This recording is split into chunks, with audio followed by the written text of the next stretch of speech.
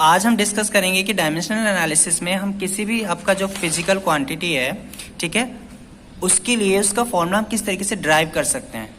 इससे पहले हमने क्या पढ़ा था? इससे पहले हमने पढ़ा था कि किसी भी आपका सिस्टम जो यूनिट है एक सिस्टम से दूसरे सिस्टम में किस तरीके से कन्वर्ट करेंगे। फिर उसके बाद हमने पढ़ा था कि कोई गिवन इक्वेशन है वो करेक्ट है या नहीं है, वो किस तरीके से हम फाइंड करेंगे।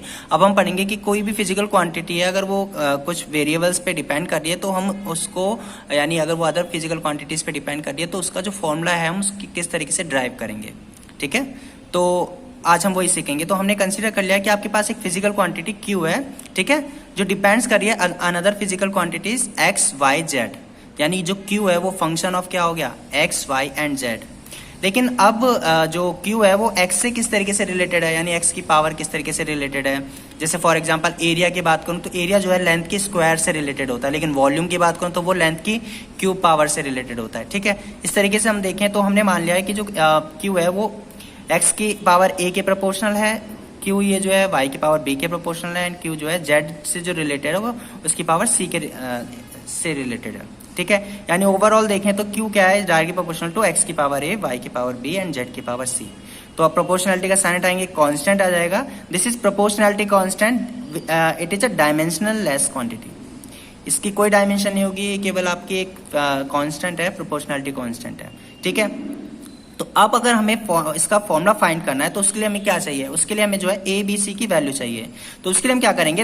ये जो फिजिकल क्वांटिटीज हैं Q, X, Y, Z, इनकी डायमेंशन लिखेंगे दोनों साइड। ठीक है, और डायमेंशन जब आप लिखेंगे तो उसमें जो है आपका जो पावर्स आएंगी उसमें M, L और T की, उसके अकॉर्डिंग कंपेयर करके हम ए बी सी की वैल्यू फाइंड करेंगे। ठीक है, अभी जब हम मैं इसका एग्जांपल रखूंगा तो आपको क्लियर हो जाएगा। तो उसके बाद आप ए बी सी जो एक्सपोनेंट हैं उनको किस तरीके से आपको फाइंड करना है, तो आपको क्या करनी है? X Y Z and Q की डायमेंशन फॉर्मूला आपको रख देना है, डायमेंशनल फॉर्मूला। और जो इक्वेशन है उसमें जो उसके एक्सपोनेंट्स हैं यानी पावर्स हैं दोनों साइड LHS और RHS की, उसको कंपेयर करना है और ए बी सी की वैल्यू फाइंड करनी है। और ए बी सी की वैल्यू फाइंड करते आपके पास फॉर्मूला आ जाएगा। ठीक है, इसको समझने के लिए अगेन आपको मैं जो है एक एग्जांपल ले लेता हूं जिससे हमें क्लियर हो जाएगा कि किस तरीके से हम फाइंड कर सकते हैं। ठीक है, किसी भी फिजिकल क्वांटिटी के लिए उसकी इक्वेशन। सो यहाँ पर मैंने जो है एक प्रॉब्लम लिया है, उसमें लिखा हुआ है the time period t of oscillation of a pendulum depends on its length, acceleration due to gravity and mass of bob. Using the method of dimensional analysis, derive the formula for time period of oscillation. That means हमारी physical quantity यहाँ पर जो है वो क्या है? Time है, जो डिपेंड है किस किस पे है? नंबर वन लेंथ, हमने कंसीडर कर लिया कि लेंथ की पावर किससे रिलेटेड है? वो a। और किस पे डिपेंड है? ग्रेविटेशनल एक्सेलरेशन, उसकी पावर हमने b कंसीडर कर ली है, एंड मास ऑफ बॉब उसको हमने ले लिया है m की पावर c। ठीक है, अब आपको क्या करना है? प्रोपोर्शनलिटी का साइन हटाएंगे तो क्या आता है? कांस्टेंट आ जाएगा। ठीक है, जो अभी हमने पढ़ा हम उसी के अकॉर्डिंग इसको करेंगे। अब क्योंकि प्रोपोर्शनलिटी कांस्टेंट, इसकी कोई डायमेंशन नहीं होते, तो हम क्या करेंगे? Writing dimensional formula on both side, writing dimensional formula on both sides, on both sides. तो इसमें हम जो है टाइम की बात करेंगे। टाइम का डायमेंशनल फॉर्मूला क्या है? m की पावर 0, l की पावर 0 एंड t। l की बात करें तो l की पावर की l में देखें तो क्या आएगा? ये m की पावर 0, l की पावर a और t की पावर 0 यहाँ से। या सिंपल हम देखेंगे तो इस तरीके से l था ना, ये पावर यहीं पे रहने देते हैं। अभी g की बात करें तो क्या आएगा? L t-2। हम चाहे तो यहाँ पर मास को दिखा सकते हैं हम। ठीक है, और इस तरफ देखेंगे तो मास की पावर क्या रहेगी? c, और L और t क्या रहेगा आपका? 0 रहेगा। अब दोनों साइड जो है हम m की पावर वाले को एक तरफ लिख लेते हैं तो ये तो 0 है। L की पावर को देखेंगे तो ये यहाँ पर 0 है। t की पावर देखें तो इस साइड कितनी है? 1। अब इस साइड भी क्या करेंगे? m की जो पावर्स हैं उनको एक साथ लिख लेते हैं। तो m की पावर देखें तो यहाँ तो ये 0 है, इसमें भी 0 है, इसमें भी कितनी है? लेकिन 1 है। ठीक है, l की पावर देखेंगे और ये मल्टीप्लाई होगा ना, तो यहाँ मल्टीप्लाई में जब होगा तो ये किसकी जगह? इसकी जगह क्या आएगा? a आएगा, सॉरी। ठीक है, और यहाँ देखेंगे l की पावर देखेंगे ए नहीं, यहाँ पर बी है ना, ये एम, ये तो 0 था, ये तो 0 हो गया, ये भी 0 हो गया, यहाँ पर है सी आएगा। ठीक है, एल की पावर देखें, इधर एल की पावर कितना है, यहाँ पर 1 है ना, 1 में ए की मल्टीप्लाई होगी तो कितना आ जाएगा ए। यहाँ कितना है आपका बी, तो प्लस में बी आ गया। यहाँ पर कुछ नहीं है, 0 है। सेम आप टी की बात करेंगे तो टी की पावर इधर 0 है, इधर देखेंगे तो कितना है -2b, और इधर भी कितना है 0। तो दोनों साइड आप हम कंपेयर करें पावर्स ऑफ एम, एल और टी, तो क्या आएगा आपके पास।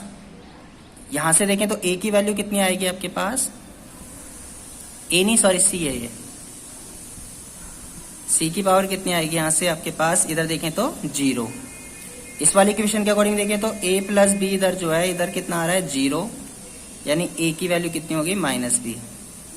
और यहां से देखें t वाली इक्वेशन तो ये आएगा 1 और इधर है -2b, तो b की वैल्यू कितनी आ गई -1/2, तो a की वैल्यू कितनी आ गई +1/2। ठीक है, और c की वैल्यू आपको पता ही है। अब इन फॉर्मूले को आप इस इक्वेशन में पुट करेंगे जो इक्वेशन 1 है। सो फ्रॉम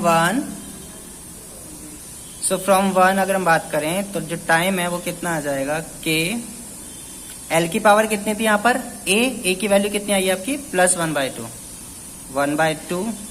उसके बाद क्या था जी की पावर बी है, बी की पावर कितनी है, बी की वैल्यू कितनी आई है -1/2। और आपका ये एम है, एम की पावर कितनी है आपकी सी, यानी सी की वैल्यू है 0। तो आपके पास क्या फॉर्मूला आ गया। अब इसको आप नीचे रूट की टर्म्स में लिखें, आपको पता है √2 को हम किस तरीके से लिखते हैं 1/2 पावर में, तो हम इसको ऐसे लिख सकते हैं। इसको अगर नीचे भेज दें तो हम ऐसे लिख सकते हैं L/G। ठीक है, दिस इज फॉर्मूला। अब अगेन यहाँ जो प्रोपोर्शनलिटी कांस्टेंट है, इसकी वैल्यू जो होती है, आपने टाइम पीरियड की इक्वेशन पढ़ी होगी, तो कितनी होती है 2π। तो यहाँ से इसकी वैल्यू कितना आ जाएगा formula √L/G। This is equation for time period, ये 2π है। हर कांस्टेंट की वैल्यू अलग अलग जगह डिफरेंट होती है। ठीक है, तो यहाँ पर कितनी है वो 2π है। तो इस तरीके से आप जो है किसी भी इक्वेशन को आप किसी भी फिजिकल क्वांटिटी के लिए उसकी इक्वेशन ड्राइव कर सकते हैं। सबसे पहले क्या करेंगे हम, वो किस पे डिपेंड कर रही है उसमें लिखा होता है क्वेश्चन में कि लेंथ पे है या ग्रेविटी या मास पे, लेकिन उसमें किस तरीके से पावर में कर रही है वो लिखेंगे, दोनों तरफ की डायमेंशन लिखेंगे। ठीक है, और उनको कंपेयर करेंगे और ए बी सी को सॉल्व करेंगे, यहाँ वैल्यू पुट करेंगे तो आपके पास जो है फॉर्मूला आ जाएगा। सो अब हमारे पास नेक्स्ट प्रॉब्लम है। नेक्स्ट प्रॉब्लम क्या है, the speed of sound in a medium depends on the elasticity, ठीक है, and density of the medium. Using dimensional analysis drive formula for speed of sound in given medium. तो हमें जो है speed of sound के लिए जो है फॉर्मूला ड्राइव करना है। तो अब आपको ये देखना है कि जो आपकी फिजिकल क्वांटिटी है वो क्या है और वो किन फिजिकल क्वांटिटीज पे डिपेंड कर रही है। तो आपका है क्या, वो स्पीड है, डिपेंड किस पे कर रहा है, इलास्टिसिटी। तो हमने कंसीडर कर लिया इलास्टिसिटी की पावर कितनी है ए, और किस पे कर रहा है, डेंसिटी ऑफ मीडियम, जो कि हमने कंसीडर कर लिया आपका बी। ठीक है, अब आपको सबसे पहले क्या करना है, प्रोपोर्शनलिटी का साइन हटाएंगे, ये तो आपको पता ही है, कांस्टेंट आता है तो हमने के ले लिया है। ठीक है, सो अब प्रोपोर्शनलिटी का साइन हटाएगा, कांस्टेंट आ जाएगा। ठीक है, अब सबसे पहला आपका स्टेप क्या है कि आपको दोनों साइड जो फिजिकल क्वांटिटीज हैं उनकी डायमेंशनल फॉर्मूला लिखना है। ठीक है, तो ये स्पीड है, तो आप दोनों साइड जब डायमेंशनल फॉर्मूला लिखेंगे तो ये तो आ गया स्पीड की डायमेंशन क्या होती है LT-1। ये तो प्रोपोर्शनलिटी कांस्टेंट है, इसकी डायमेंशन होती नहीं है। अब इलास्टिसिटी की बात करें तो आपको इलास्टिसिटी की डायमेंशनल आपका इक्वेशन जो है, डायमेंशनल फॉर्मूला जो है आपको वो फाइंड पता होना चाहिए। तो आपको अगर लर्न है तो अच्छी बात है, नहीं तो आपको इलास्टिसिटी क्या होती है आपकी स्ट्रेस अपॉन स्ट्रेन। ठीक है, अब स्ट्रेन की कोई डायमेंशन नहीं होती, ये आपका स्ट्रेस है। स्ट्रेस मतलब हम फोर्स से इसको रिप्रेजेंट किया हमने। अब स्ट्रेस है ना, अब स्ट्रेस को किस तरीके से रिप्रेजेंट करते हैं हम, फोर्स पर यूनिट एरिया। तो इसकी तो डायमेंशन होती नहीं है, तो फोर्स पर यूनिट एरिया की हम बात करें तो जो डायमेंशनल फॉर्मूला होगा इसके लिए, ठीक है, वो कितना होगा, फोर्स की होती है MLT-2, एरिया की हो गई L²। तो जो डायमेंशनल फॉर्मूला है वो कितना होगा ML-1T-2। तो ये फॉर्मूला हमें यूज़ करना है, ये आपको लर्न होना चाहिए क्योंकि फिर आपका टाइम वेस्ट नहीं होगा। तो आपके पास क्या है, ml-1 t-2 की पावर a, और डेंसिटी जो है वो होती है आपकी मास अपॉन वॉल्यूम, जिसकी डायमेंशनल फॉर्मूला क्या है, ml-3 की पावर b। अब क्या करेंगे, दोनों साइड हम जो है m l और t की जो पावर्स हैं उनको लिख लेते हैं। तो इस साइड m की पावर कुछ नहीं है, तो यहाँ हमने क्या कंसीडर किया, 0। l की पावर कितनी है यहाँ, 1, और t की जो पावर है वो कितनी है आपके पास, -1, ठीक है, इक्वल टू, इस साइड देखें तो यहाँ से देखें तो m की पावर कितनी आएगी, इधर से a हो गया और इधर से क्या आ गया, ये प्लस b। l की बात करें तो l में यहाँ से आ गया -1, तो -a हो जाएगा, और ये आ जाएगा आपका -3b।